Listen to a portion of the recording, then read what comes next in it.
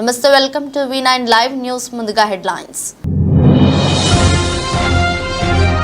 వరదలకు బ్రెజిల్ అతలాకుతలం, 107 మంది మృతి. సాయం చేసేందుకు ముందుకొచ్చిన ఎలాన్ మస్క్.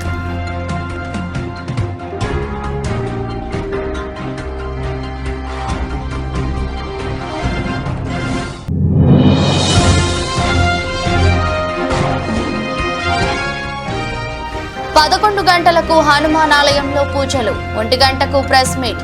తొలి రోజు బిజీగా కేజ్రీవాల్.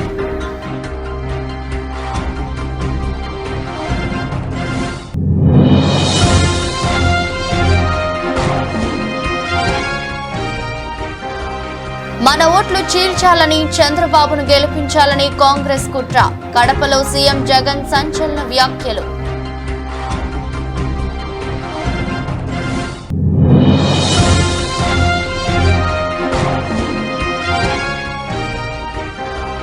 గొడవలు సృష్టించి హైదరాబాద్ పెట్టుబడులను గుజరాత్ తరలించే ప్రయత్నం చేస్తుంది. బీజేపీపై సీఎం రేవంత్ ఫైర్.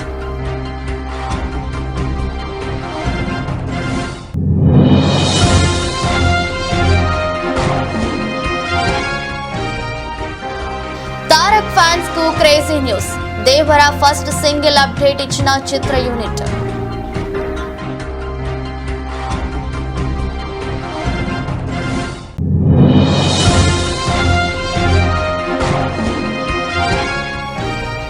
అక్షయ తృతీయ అదుర్స్, ధరలు రికార్డు స్థాయిలో ఉన్న జోరుగా బంగారం అమ్మకాలు.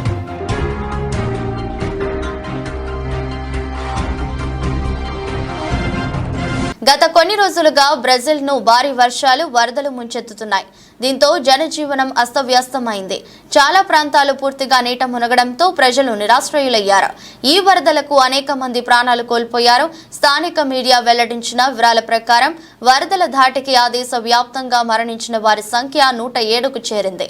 సుమారు 136 మంది గల్లంతయ్యారు. వందల సంఖ్యలో ప్రజలు గాయాల పాలయ్యారు. సుమారుగా 165,000 మందికి పైగానే ప్రజలు నిరాశ్రయులయ్యారు. వరద ప్రభావితం ప్రాంతాల్లో అధికారులు సహాయక చర్యలు చేపడుతున్నారు. వరదల్లో చిక్కుకున్న వారిని పడవలు, హెలికాప్టర్ల ద్వారా సురక్షిత ప్రాంతాలకు తరలిస్తున్నారు. ఈ వరదలకు రియో గ్రాండే డోసుల్ రాష్ట్రంలో తీవ్ర నష్టం వాటిల్లింది. కుండపోత వర్షాల కారణంగా ఈ ప్రాంతంలో 80 ఏళ్లలో ఎన్నడూ లేనంతగా వరదలు సంభవించాయి. అక్కడ వరదలకు మౌలిక సదుపాయాలు, వంతెనలను పూర్తిగా ధ్వంసమయ్యాయి. చాలా ప్రాంతాల్లో త్రాగునీరు, విద్యుత్, సమాచార వ్యవస్థలు స్తంభించిపోయాయి. ఈ నష్టాన్ని పూడ్చేందుకు 19 billion riyals అవసరమవుతుందని governor Eduardo light తెలిపారు. మరోవైపు రానున్న రోజుల్లో మరింతగా వర్షాలు కురిసే అవకాశం ఉందని స్థానిక వాతావరణ కేంద్రం తెలిపింది. నీటి మట్టాలు మరింత పెరిగి నగరాలను వరదలు ముంచెత్తే ప్రమాదం ఉందని హెచ్చరించింది. దీంతో ప్రజలు తీవ్ర భయాందోళనకు గురవుతున్నారు. My home state in Rio Grande do Sul, southern Brazil, has had the worst tragedy in its history. Heavy rains flooded entire towns. In most part of the state, is not 1 or 2 cities, is more than 350 cities affected. People are not only losing their houses, their jobs, they're losing everything. And there are many still to be rescued. Nobody was ready for such devastation. Towns are isolated, roads and bridges were destroyed, people have no electricity, no clean water to drink, and many have been separated from their loved ones. And the saddest is that many lives were lost. It's painful, it's heartbreaking, so please join me in trying to help. Make donations and help in any way that you can. Thank you so much. Delhi మద్యం policy కేసులో మధ్యంతర bail బయటకు వచ్చిన Aam Aadmi party జాతీయ convener ముఖ్యమంత్రి అరవింద్ కేజ్రీవాల్ తన దృష్టంతా పూర్తిగా లోక్సభ ఎన్నికలపైనే పెట్టారు. ఇందులో భాగంగా జైలు నుంచి విడుదల కాగానే ఎన్నికల సమరానికి సిద్ధమయ్యారు. తొలి రోజు బిజీగా గడపనున్నారు. తనకు కోర్టు ఇచ్చిన గడువు తక్కువగా ఉండటంతో వెంటనే ప్రచారాన్ని మొదలు పెట్టేశారు. ఈ నేపథ్యంలో శనివారం తన షెడ్యూల్ను కేజ్రీ ఎక్స్ వేదికగా ప్రకటించారు. ముందుగా ఉదయం 11 గంటలకు ఢిల్లీలోని కర్నాట్ ప్రాంతంలోని ప్రసిద్ధ హనుమాన్ ఆలయాన్ని కేజ్రీవాల్ సందర్శించనున్నారు. అక్కడ ప్రత్యేక పూజలు చేస్తారు. దర్శనం అనంతరం ఢిల్లీలోని ఆప్ కార్యాలయం కార్యాలయానికి చేరుకుంటారు. మధ్యాహ్నం 1 గంటకు ఆప్ కార్యాలయంలో మీడియా సమావేశం ప్రసంగించనున్నారు. ఆ తర్వాత భోజనం చేసి సాయంత్రం 4 గంటలకు దక్షిణ ఢిల్లీలో, సాయంత్రం 6 గంటలకు తూర్పు ఢిల్లీలో రోడ్ షోల్లో పాల్గొంటారు. ఈ రోడ్ షోలో పాల్గొనాల్సిందిగా ఢిల్లీ వాసులను కేజ్రీ ఎక్స్ వేదికగా ఆహ్వానించారు. మరోవైపు ఢిల్లీలో మే 25న 6వ విడతలో లోక్సభ ఎన్నికలు జరగనున్న విషయం తెలిసిందే. జూన్ 4న ఫలితాలు విడుదల కానున్నాయి. भारत माता की, भारत माता की, भारत माता की, इनकलाब, इनकलाब, वंदे वंदे। आज आपके बीच में आके बहुत अच्छा लग रहा है।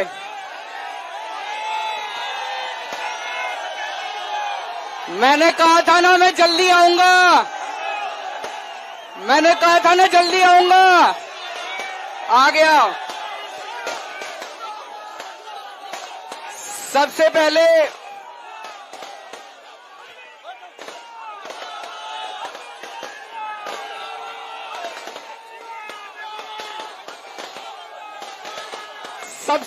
मैं हनुमान जी के चरणों में वंदना करना चाहता हूं। हनुमान जी के आशीर्वाद से, हनुमान जी के आशीर्वाद से आज मैं आप सब लोगों के बीच में हूं।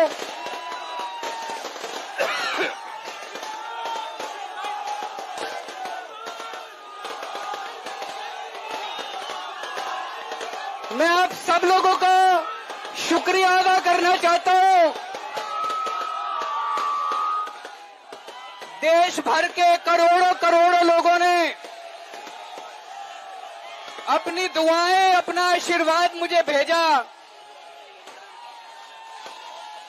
मैं सुप्रीम कोर्ट के जजेस का शुक्रिया अदा करना चाहता हूं, जिनकी वजह से आज मैं आप लोगों के बीच में हूं। आप लोगों से एक ही निवेदन है, हमें सबको मिलके కడప ఎన్నికల ప్రచారంలో సీఎం జగన్ కీలక వ్యాఖ్యలు చేశారు. మైనార్టీలకు 4% రిజర్వేషన్లు ఉండాల్సిందేనన్న జగన్ మోదీ సభలో చంద్రబాబు ఇలా చెప్పగలరా అని నిలదీశారు. మైనార్టీ రిజర్వేషన్లకు వ్యతిరేకమని బీజేపీ చెప్తున్నా చంద్రబాబు ఎందుకు కూటమిలో కొనసాగుతున్నారని ప్రశ్నించారు. కడపలో రాజకీయ చైతన్యం ఉంటుందన్న జగన్ ఇండిపెండెంట్ ఎంపీగా పోటీ చేస్తే 5,45,000 ఓట్ల మెజారిటీతో గెలిపించారని తెలిపారు. నోటా కంటే తక్కువ ఓట్లు వచ్చిన వారితో కలిసిపోయిన వారా వైఎస్ఆర్ వారసులాలా అని మండిపడ్డారు. సీఎం జగన్ వైఎస్ఆర్ పేరును ఛార్జ్ షీట్లో పెట్టిన పార్టీ, నన్ను అన్యాయంగా 16 నెలలు జైల్లో పెట్టిన పార్టీ కాంగ్రెస్ అని ధ్వజమెత్తారు సీఎం జగన్. ఈ కాలాన్ని నాకు ఎవరు తిరిగిస్తారని జగన్ నిలదీశారు. ఈ ఎన్నికల కోసం నాన్న సమాధి దగ్గరకు ఢిల్లీ నుంచి వస్తారట అని ఎద్దేవా చేశారు. కాంగ్రెస్ కు ఓటు వేస్తే మన కళ్ళను మనం పొడుచుకున్నట్లే, కాంగ్రెస్ కు ఓటు వేస్తే మన ఓటును మనం చీల్చుకుని ఎన్డీఏను గెలిపించినట్లే అని ముఖ్యమంత్రి జగన్ అన్నారు. చంద్రబాబును గెలిపించేందుకు ఏపీలో కాంగ్రెస్ రంగప్రవేశం చేసింది. కాంగ్రెస్ కి ఓటు వేస్తే మన ఓట్లను చీల్చి ఎన్డీఏకు గెలిపించడం కాదా? చంద్రబాబు పగలు బీజేపీతో, రాత్రి కాంగ్రెస్ తో కాపురం చేస్తారు. రాజకీయాలు ఎంతగానో దిగజారిపోయాయి. ఎంపీ అవినాష్ జీవితాన్ని నాశనం చేసేందుకు చంద్రబాబుతో కలిసి కాంగ్రెస్ కుట్ర చేస్తుందని ఆరోపించారు సీఎం జగన్. బ్యాలెట్ బద్దలు కొట్టడానికి సిద్ధమా?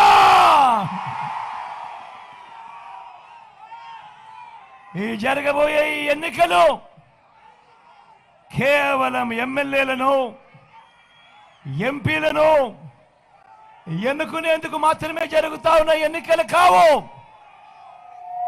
ఈ జరగబోయే ఈ ఎన్నికలు రాబోయే 5 ఏళ్ల మీ ఇంటింటి అభివృద్ధిని, పథకాల కొనసాగింపును నిర్ణయించబోయే ఎన్నికలు ఈ జరగబోయే ఎన్నికలు. ఈ ఎన్నికల్లో జగన్కు ఓటు వేస్తే పథకాలన్నీ కొనసాగింపు, ఇంటింటి అభివృద్ధి, పేదవాడి భవిష్యత్తుకు భరోసా. అదే పొరపాటున చంద్రబాబుకు ఓటు వేస్తే పథకాలన్నింటికీ ముగింపు. మళ్ళీ మోసపోవటమే. ఇదే చంద్రబాబు చరిత్ర చెప్తా ఉన్న సత్యం. ఇదే సాధ్యం కాని హామీలతో ఆయన ఇచ్చిన మేనిఫెస్టోకు అర్థం. ప్రతి ఒక్కరూ కూడా గుర్తు పెట్టుకోమని మిమ్మల్ని అందరినీ కూడా కోరుతా ఉన్నా. చంద్రబాబుకు ఓటు వేయడము అంటే దాని అర్థం కొండ చిలువ నోట్లో తలబెట్టడమే అన్నది ప్రతి ఒక్కరూ కూడా జ్ఞాపకం పెట్టుకోమని కోరుతా ఉన్నా.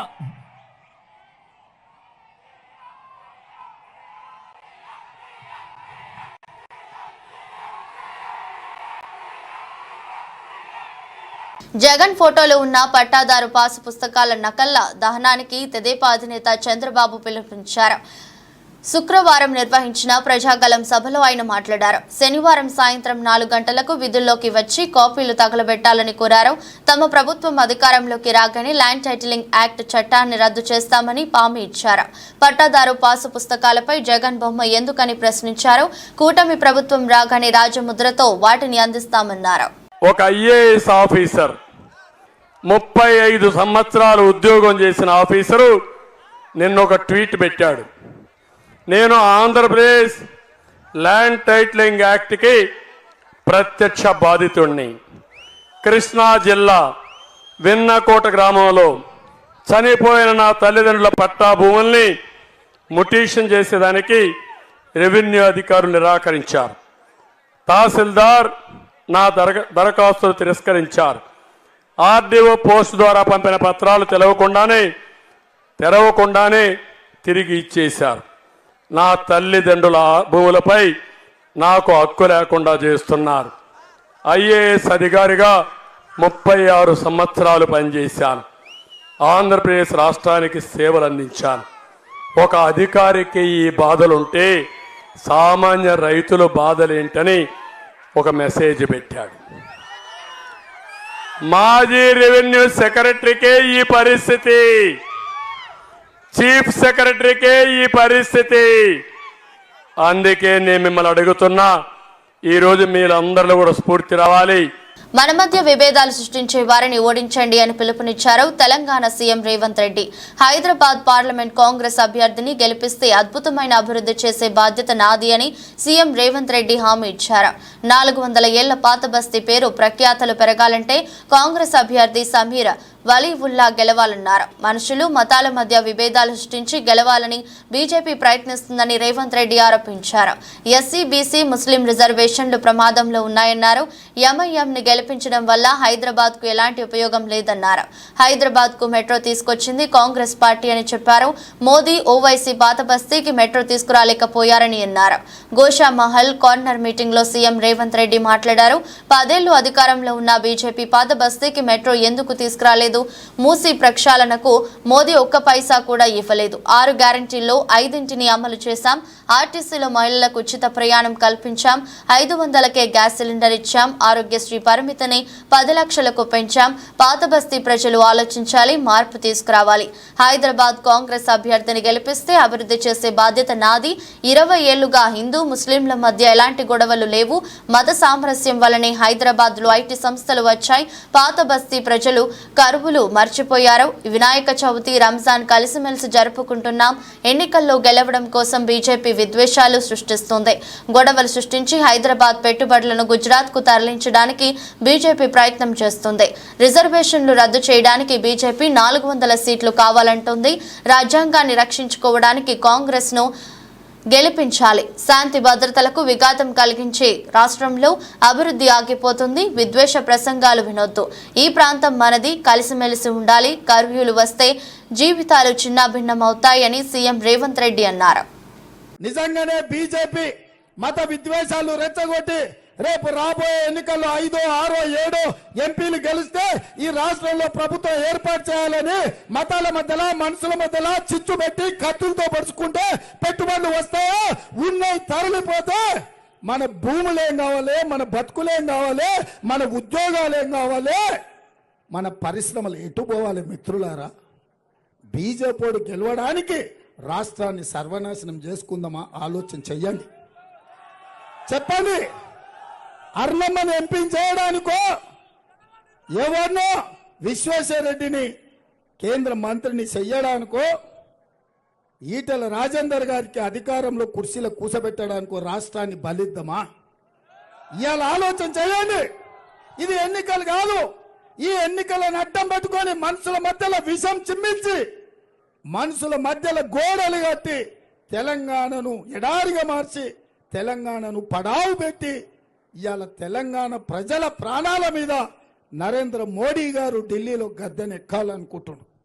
గుజరాత్ ఏమో బాగుండాలి, గుజరాత్లో పెట్టుబడులు ఉండాలి, తెలంగాణలో మాత్రం కత్తులతో పొడుచుకోవాలి, ఇక్కడ ప్రజలు జావాలి, ఇక్కడ నిరుద్యోగంతో మనం మలమల వాడాలనా?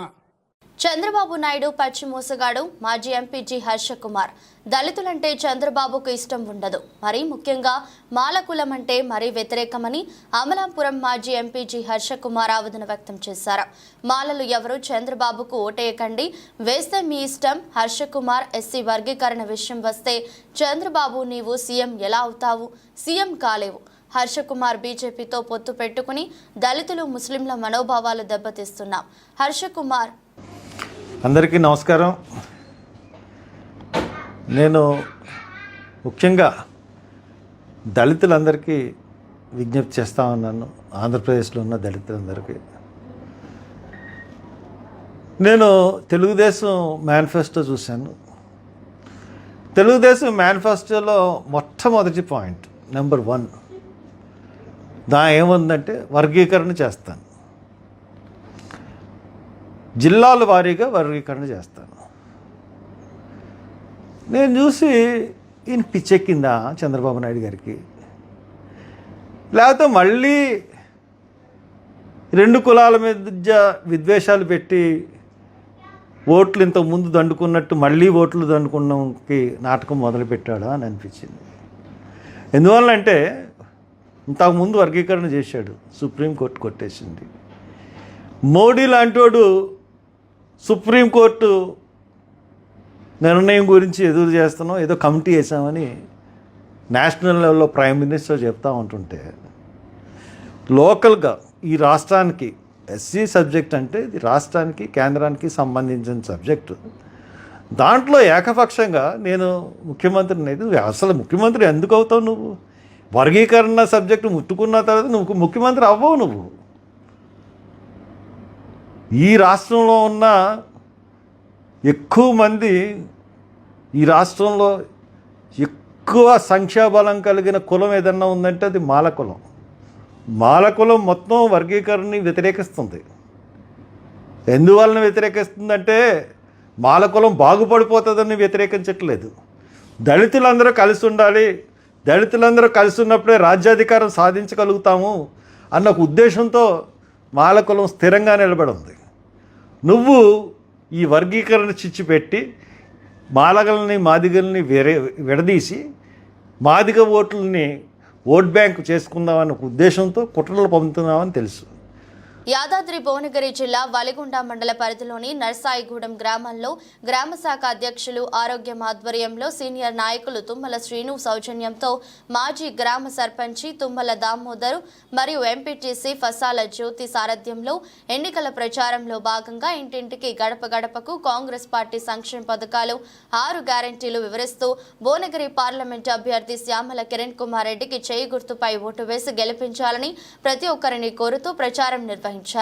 ఈ కార్యక్రమంలో ఇన్సెంటివ్ సంతోష, మికెల్, బాల చౌరి, జాండు కాటా క్రాంతి, పసల శ్రీదేవి, కాటా మంజుల, బోజప్ప, ఆరోగ్యం, బాలరాజు అధిక సంఖ్యలో కార్యకర్తలు పాల్గొన్నారు. ఎంపీ ఎలక్షన్ ప్రచారంలో యాదాద్రి జిల్లా బొని కాన్స్టిట్యూన్సీ నర్సేవణ గ్రామంలో ఇంటిని ప్రచారం చేస్తున్నాము. గతంలో అనిల్ రెడ్డి అని ఎమ్మెల్యే అత్యధిక మెజార్టీ 1,00,000 మెజార్టీ పైన గెలిపించినందుకు శ్యామల కిరణ్ కుమార్ రెడ్డి అంతకంటే ఎక్కువ మెజార్టీతో గెలిపిస్తామని తెలియజేస్తున్నాము. మరి ఎంపీ గారిని గెలిపించుకుంటే ఎమ్మెల్యే గారు కూడా బలం ఉంటుంది. పంటలో కూడా అత్యధిక ఫండ్స్ వస్తే మన బొని కాన్స్టిట్యూన్సీ కూడా అత్యధిక మెజార్టీ, బొని కాన్స్టిట్యూన్సీ కూడా ఎక్కువ ఫండ్ వచ్చి మనం మన ఊర్లో అభివృద్ధి చేసుకున్నాం. గాలివానకు కింద పడిన వైసీపీ ఫ్లెక్సీని తీసి పక్కన పెడితే ఎమ్మెల్సీ అనంతబాబు అనుచరులు వైసీపీ కార్యకర్తలు టీడీపీ కార్యకర్త అయిన వికలాంగుడిని దుష్ప్రచారాలుడుతూ వైసీపీ కార్యకర్తలు తీవ్రంగా కొట్టడంపై ఎమ్మెల్సీ అనంతబాబుపై ఎలక్షన్ కమిషన్ కు పోలీసు శాఖకు ఫిర్యాదు చేయడం జరుగుతుందని రంపచోడవరం అసెంబ్లీ ఎమ్మెల్యే అభ్యర్థి మిరియాల శిరీష అన్నారు. అల్లూరు జిల్లా రంపచోడవరం నియోజకవర్గం అడ్డతీగల్లో ఏర్పాటు చేసిన మీడియా సమావేశంలో ఎమ్మెల్యే అభ్యర్థి మిరియాల శిరీష మాట్లాడుతూ ఎన్నికల ప్రచారంలో భాగంగా అడ్డతీగల ఎల్లవరం గ్రామాల్లో తమ కార్యకర్తలు ప్రచారం ముగించుకుని వెళ్తుండగా తమ కార్యకర్తలు అనంతబాబు ఇంటి వద్దకు వచ్చేసరికి గాలివానకు పక్కనే ఉన్న వైసీపీ ఫ్లెక్సీ కింద పడటంతో తమ కార్యకర్త అయిన వికలాంగుడు గిరిజనుడు మిరియాల రాంబాబు ఆ ఫ్లెక్సీని పక్కన పెడుతున్న సమయంలో అక్కడే ఉన్న వైసీపీ కార్యకర్తలు ఎమ్మెల్సీ అనంతబాబు అనుచరులు ఆ ఫ్లెక్సీని కాలితో తన్నుతున్నారు అన్న నేపథ్యంతో ఆ వికలాంగులపై దాడి చేసి భయభ్రాంతులకు గురి చేశారని పక్కనే ఉన్న కార్యకర్తలు ఎదురు తిరగడంతో అనంతబాబు అనుచరులు అందరిపై దాడి చేశారని ఈ విషయమై రాష్ట్ర ఎన్నికల కమిషనర్ కు పోలీసు ఉన్నతాధికారులు ఫిర్యాదు చేయడం జరిగిందని తెలిపారు. అడ్డదిగల గ్రామం నుంచి ప్రచార నిమిత్తం నా కార్యకర్తలందరూ పర్మిషన్ తీసుకుని అడ్డదిగల గ్రామం నుంచి గుంటువనిపాలెం వరకు పర్మిషన్ తీసుకుని ఇంటింటి ప్రచారానికి వెళ్ళడం జరిగిందండి. అయితే ఈ ప్రచారంలో భాగంగా ఎల్లవరం గ్రామంలో కూడా మా కార్యకర్తలందరూ కూడా ప్రతి ఇంటింటికి వెళ్ళి మన తెలుగుదేశానికి అదేవిధంగా ఉమ్మడి పొత్తులో భాగంగా ఉన్నటువంటి అభ్యర్థులకి ప్రచారం చేయడం జరిగింది. అంతా సానుకూలంగా జరుగుతున్న పరిస్థితిలో ఒక కార్యకర్త మిరియాల రాము అని వెలమలకోట గ్రామానికి చెందినటువంటి నా తమ్ముడు, ఆయన అనంతబాబు ఇంటి ముందుకు రాగానే పెద్ద గాలి అది రావడం వల్ల అతను ఫ్లెక్సీ పక్కకు పడిందని తీసి పక్కన పెట్టడం వల్ల ఆ లోపల నుంచి వచ్చినటువంటి అనంతబాబు వ్యక్తులు గన్మెన్లో లేకపోతే ఎవరో వచ్చేసి ఆ పిల్లోడిని తీసుకుని వెళ్ళి లోపలికి చాలా దారుణంగా కొట్టినటువంటి పరిస్థితులు. ఆ అబ్బాయిని ఎందుకు కొడతా ఉన్నారని మా అమ్మాయిని అడ్డుకుంటే మా అమ్మను కూడా చాలా దారుణంగా హింసించారు. ఎలా అంటే జాకెట్ అది చింపి ఇద్దరు మహిళలను కూడా చాలా దారుణంగా వేధించి కొట్టడం జరిగిందండి. సత్యసాయి జిల్లా కదిరి రూరల్ మండల పరిధిలోని ఎన్డీఏ కూటమి అభ్యర్థి కందుకుంట వెంకట ప్రసాద్ ఎన్నికల ప్రచారంలో విస్తృతంగా పర్యటిస్తున్నారు. ఈ ఎన్నికల ప్రచారంలో సైకిల్ గుర్తు కోటు వేయాలని ప్రజలను అభ్యర్థించారు. కందుకుంట వెంకట ప్రసాద్ ను గ్రామ ప్రజలు తమ అభిమానాన్ని నాయకుడిని ఘనంగా ఆహ్వానించి ప్రజలు తమ అభిమానాన్ని చాటుకున్నారు. ఈ కార్యక్రమంలో టీడీపీ, జనసేన, బీజేపీ నాయకులు, కార్యకర్తలు పెద్ద సంఖ్యలో పాల్గొన్నారు. భగమండుతున్న ఆంధ్ర రాష్ట్రమా, వెలుగులన్నీ వెలివేసిన అంధకారమా, రణరణ రంగమైన రామరాజ్యమా, పగపడ్డ తెలుగు నేల దక్క గీతమా, కంటి నిండా నీళ్లతో గొంతు తడుపుకోకుమా, ఇంటి చలగ చేతిలో ఇంకుతున్న తేజమా, ఆత్మగౌరవం కోసం ఎదురు తిరిగి సాగుమా, ఒకే ఒక్క అవకాశం చేసెను మోసం.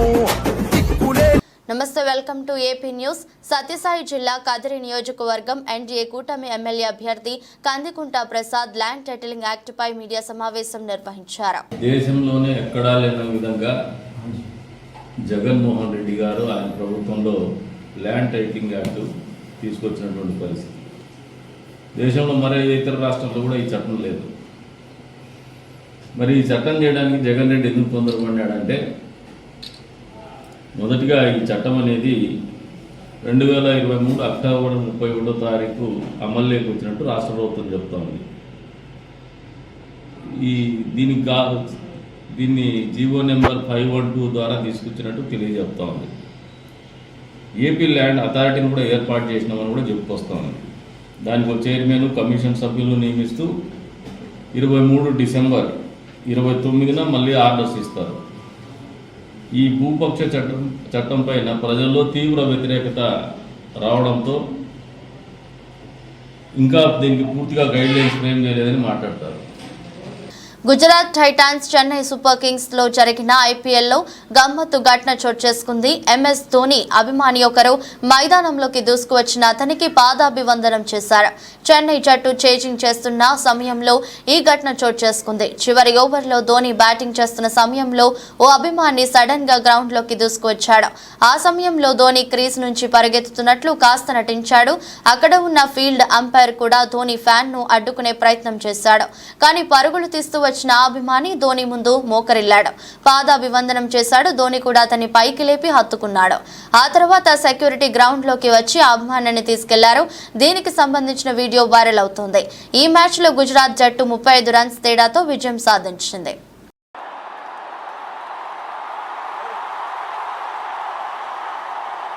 Tollywood star hero junior NTR చేస్తున్న తాజా చిత్రం దేవరా.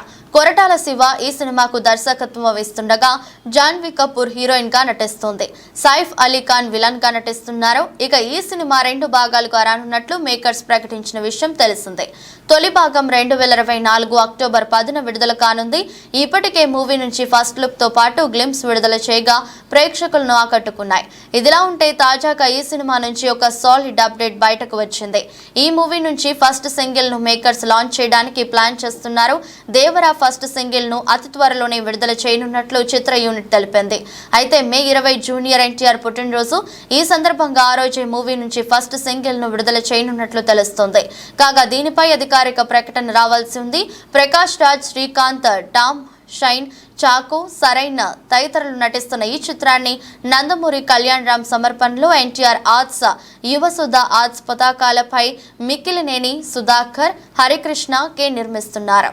బంగారం ధరలు రికార్డు స్థాయిలో పలుకుతున్నాయి. అక్షయ తృతీయ అమ్మకాలు మాత్రం ప్రభావితం కాలేదు. గత ఏడాదితో పోల్చితే గోల్డ్ రేటు 15-17% ఎక్కువగా ఉన్నప్పటికీ శుక్రవారం కొనుగోళ్లు బాగానే జరిగాయని దేశీయ రిటైల్ నగల వ్యాపారులు తెలిపారు. దేశవ్యాప్తంగా ఈసారి అక్షయ తృతీయకు గోల్డ్ సేల్స్ ఆకర్షణీయంగా ఉన్నాయని, ముఖ్యంగా తెలంగాణ తదితర దక్షిణాది రాష్ట్రాల్లో పుత్తడి విక్రయాలు పెద్ద ఎత్తున నమోదైనట్టు అఖిల భారత రత్నాలు ఆభరణాల మండలి చైర్మన్ సయ్యం మెహ్రా పీటీఐకి తెలిపారు. ఈసారి తులం పసిడి 71,000 పలుకగా గత ఏడాది ఇదే సమయంలో 60,000గానే ఉంది. కాగా గురువారం నుంచి చూస్తే బంగారం ధర 10 గ్రాములు 800 పెరిగిందని, ఇది అమ్మకాలను 5-7% దెబ్బతీసిందన్న అభిప్రాయాన్ని మొహరా వ్యక్తం చేశారు. అయినప్పటికీ ఓవరాల్ గా ఈసారి సేల్స్ అంచనాలకు మించే జరిగాయని మెజారిటీ వ్యాపారులు చెప్తుండటం విశేషం. ఇక వెడ్డింగ్ జ్యువెలరీ వంటి హెవీ వెయిట్ ఐటమ్స్ కు దక్షిణాది మార్కెట్లో డిమాండ్ కనిపించినట్టు మార్కెట్ వర్గాలు వెల్లడించాయి. ఇది పెండ్లిల సీజన్ కానప్పటికీ పెరుగుతున్న ధరల దృష్ట్యా ఎక్కువ కుటుంబాలు భారీ డిజైన్ నగలు కొనుగోళ్లకే ప్రాధాన్యత ఇచ్చాయని మెహ్రా వివరించారు. అయితే ఉత్తరాది మిగతా రాష్ట్రాల్లో తేలికపాటి ఆభరణాలకే ఆదరణ ఉన్నదన్నారు. ఈసారి అమ్మకాలపై ధరల ప్రభావం లేదని పిఎన్జీ జ్యువెలర్స్ సిఎండి సౌరభ్ అన్నారు. శనివారం మధ్యాహ్నం వరకు అక్షయ తృతీయ సేల్స్ జరగనున్నాయి.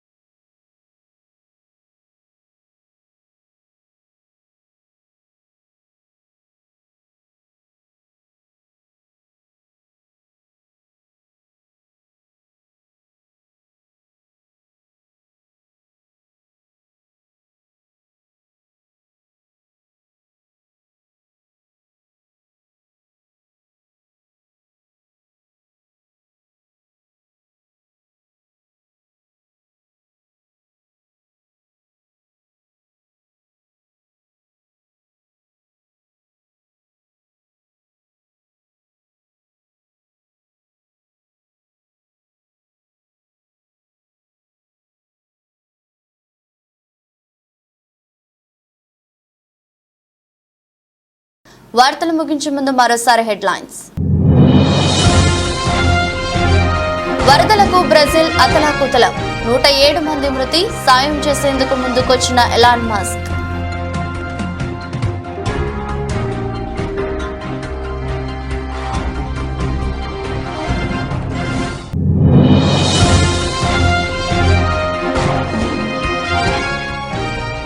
పదకొండు గంటలకు హనుమాన్ ఆలయంలో పూజలు, 1 గంటకు ప్రెస్ మీట్. తొలి రోజు బిజీగా కేజ్రీవాల్.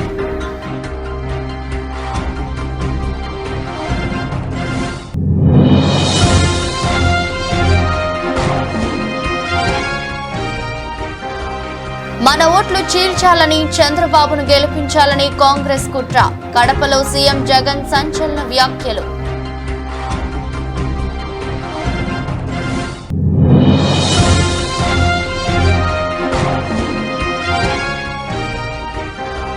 గొడవలు సృష్టించి హైదరాబాద్ పెట్టుబడులను గుజరాత్ తరలించే ప్రయత్నం చేస్తుంది. బీజేపీపై సీఎం రేవంత్ ఫైర్.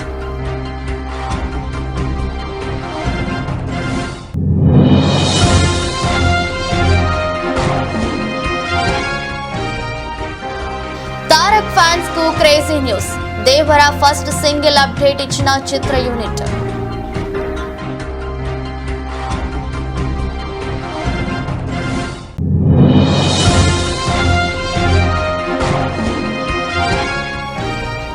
అక్షయ తృతీయ అదుర్స్. ధరలు రికార్డు స్థాయిలో ఉన్న జోరుగా బంగారం అమ్మకాలు.